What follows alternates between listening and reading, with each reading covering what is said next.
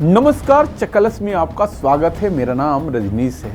इस बार चकलस में चर्चा होगी एक पावरफुल भाई साहब की, उनके पावर की, उनकी हनक की और उनके जलवा जलाल की। भाई साहब वो है जो संगठन में ऐसे पद पर है कि बिना बोले ही बहुत कुछ कहलवा देते हैं और बोले तो लोग नोट्स बनाने लगते हैं। कहा जाता है कि भाई साहब सिर्फ वरिष्ठ नहीं है बल्कि अति वरिष्ठ प्रचारक है।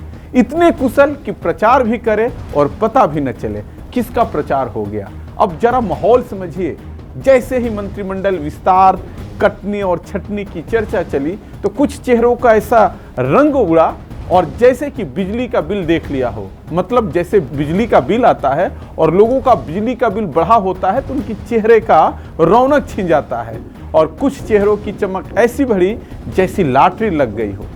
कुछ को जाने का डर सता रहा है तो कुछ को आने की उम्मीद, और इन्हीं उम्मीदों की कतार में खड़े हैं एक हमारे माननीय जी। माननीय जी इतने उत्साहित है कि हर बैठक में पीडीए वाले जाति समीकरण जेब से ऐसे निकालते हैं जैसे आधार कार्ड हो। कभी कहते हैं कि भाई साहब ने तो संकेत दे दिया है, कभी कहते हैं कि संघ संगठन में ऊपर तक बात हो गई है, तो कभी दावा यह भी कि विशेष आशीर्वाद हमको मिल चुका है, बस घोषणा बाकी है। माननीय जी की बेचैनी ऐसी है कि पूछो मत। हर फोन कॉल के बाद मुस्कान चेक करते हैं, आवाज में मंत्री वाला वजन था या अभी विधायक वाला ही बात थी।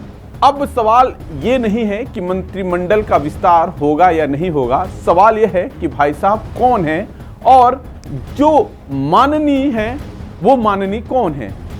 इस रहस्य को सुलझाने की पूरी जिम्मेदारी अब आपकी है। कमेंट में नाम नहीं, इशारे दीजिए, क्योंकि चकलस में यहाँ नाम नहीं निशाने लगाए जाते हैं।